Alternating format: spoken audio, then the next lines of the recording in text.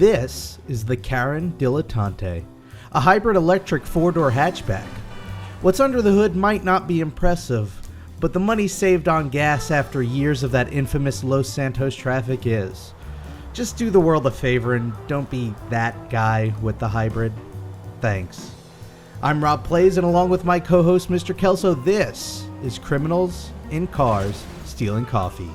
Kelso just got back from his first ever PAX Prime, and I just returned from my first trip ever from Disneyland. Your Uber is arriving. My Uber? Oh man, I took an Uber for the first time while I was at PAX. Oh, that I kind of want to hear this story of. That's right. That was your first taxi ride, right? Yeah, I took my very first taxi ride and my very first Uber while I was in Seattle. That is weird. See, I mean, growing up, here in Kansas City, everybody has cars. You know, I never need to take a taxi, so just not something that we do. Well, how'd you like it? You know, the Uber was really nice. It was like midnight. We were walking. Well, we didn't want to walk back from a restaurant we had just walked to and ate at because we were all full. So someone's like, well, let's just get an Uber. And so we did the little thing on the phone, doodly-doo, and before we know it, this really nice lady in a big old SUV pulls up and takes all 6 of us back to our hotel for $5. Isn't it awesome? It's awesome. Yeah, it was pretty cool. I was like, it wasn't like a creepy drug dealer dude or, you know, some crazy old woman. It was just a nice grandma. I hope you left a good rating. Yeah, we did leave a good rating on her. So good. But the taxi cab was a little bit of a different story from the airport. Oh well. It's about 30 minutes from the airport to the Westin downtown Seattle hotel, and I thought I was going to die half the time.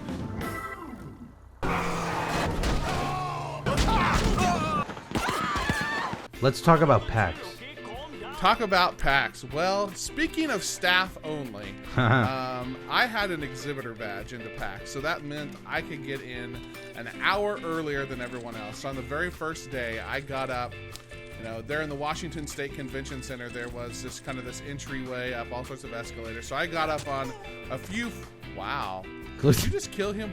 He was going to call the cops. He's going to hit like a dead man switch or something. Right, I don't know. We had to get out of here. Let's get out of here.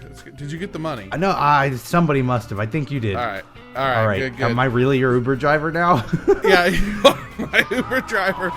Though the Uber I sat in the front seat because it was the most roomy.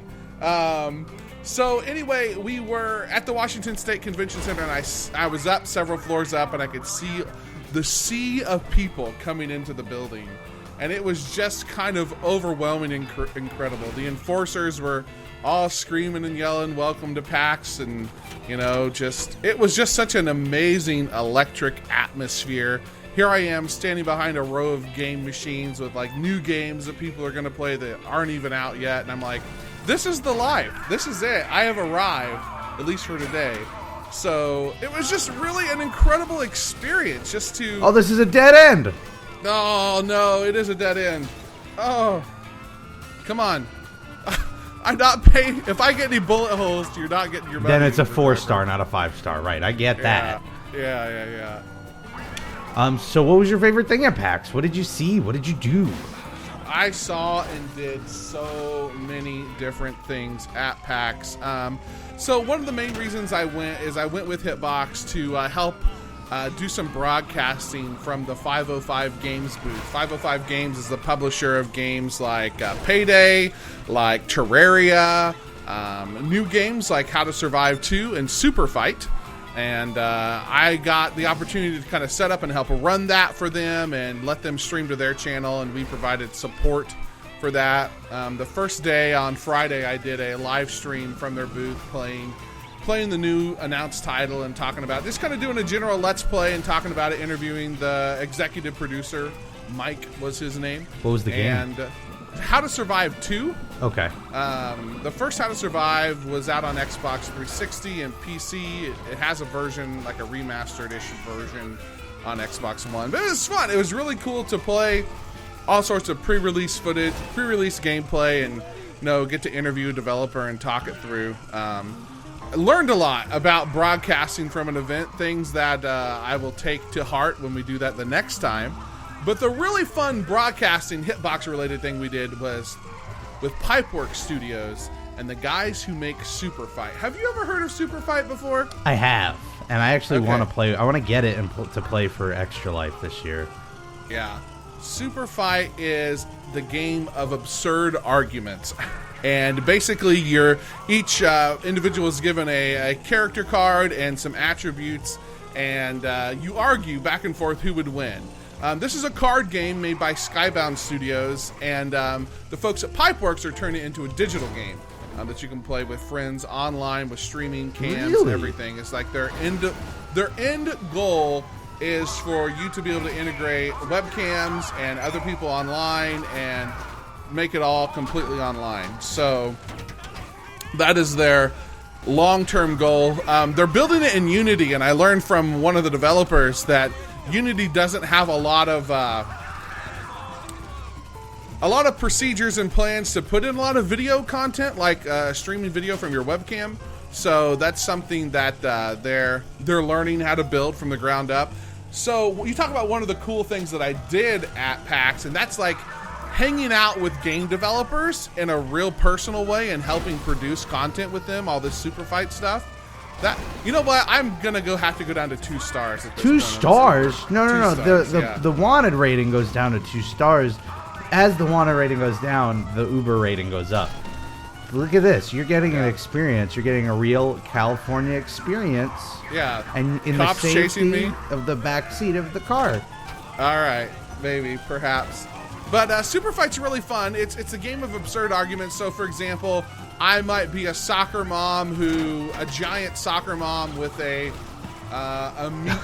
cleaver made out of meat, and you might be Vegeta from Dragon Ball Z with the ability to throw cats, and you can see underwater.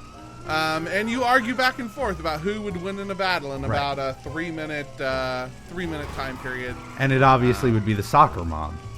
Yeah, I argued that the soccer mom would win because have you seen the soccer mom from Honey, I Blew Up the Baby? How pissed off she got?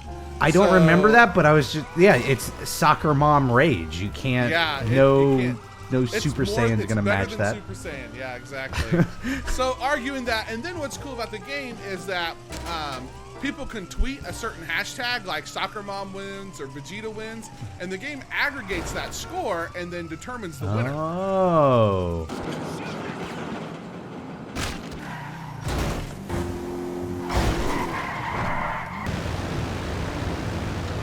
So at PAX, with that exhibitor badge, I got to play games before other people were there to play them. I played things like Tomb Raider, the new Tomb Raider, Garden Warfare 2, all sorts of cool stuff, and I can talk about it a little bit. But I want to talk just a moment about Fallout 4. Ah, yes. Fallout 4 was not playable to the public. I totally expected that. Yeah, I had to sign an NDA, and all I'll say about Fallout 4 is that I was smiling the entire time. Awesome. That's it. That's all I can say. I played the opening sequence. I can say what I played. I played the opening sequence where the trailer's been a million times, and that was it. It was about 15 minutes. And they were letting press and exhibitors come in and check it out. So, it's going to be what everybody's looking for. So it was really awesome. Now, things I can talk about that were super, super cool. This is totally off the wall and has nothing to do with new games, but I played the Nathan Drake collection. Oh. And here's why. The game looks gorgeous. Yeah, that's expected. I played Uncharted 2. It was Uncharted 2, and I was playing that, and I'm just like, this is really, really pretty. I mean, I don't know what Uncharted 4 at the end of the day is going to look like all that much. You know, we've seen some trailers, but I haven't, seen it in person. Mm-hmm. And it is really, really, really, really pretty. Pretty enough that I'm probably going to pick up the collection and play it through. Oh, you should. I'm doing that as well. I've never played Uncharted 1, and I never beat Uncharted 3, so I think it'll be worth it to pick it up and play it through. But the games are just really, really gorgeous, and I think it'll be just kind of obviously the best versions of it. But you know, it was kind of interesting to see like the different game studios and how they were represented in the big area with all the AAA's. You know, the lines are ridiculous during the day. Once the event opened, I didn't even want to mess with any of that stuff. But beforehand, you know, I played Garden Warfare 2. I love the first one. I'm going to love this one. It was super excellent. I played a demo. I helped them test it, helped the devs test it when they were setting it up on the first day. Does it look better?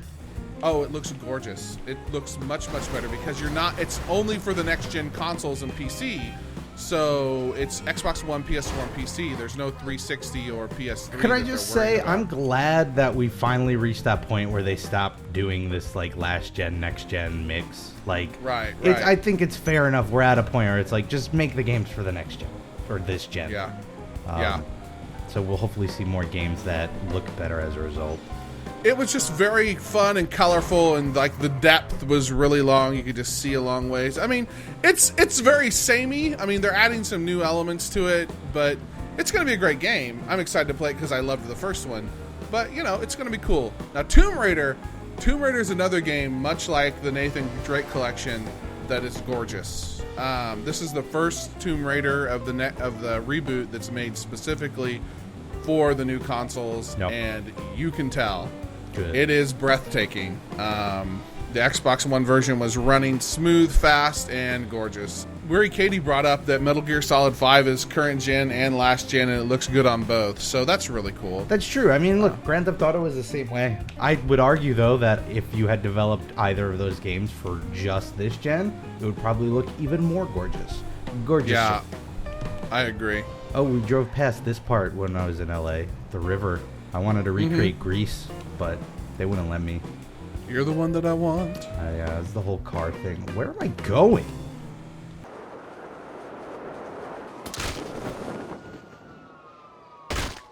Get off the road!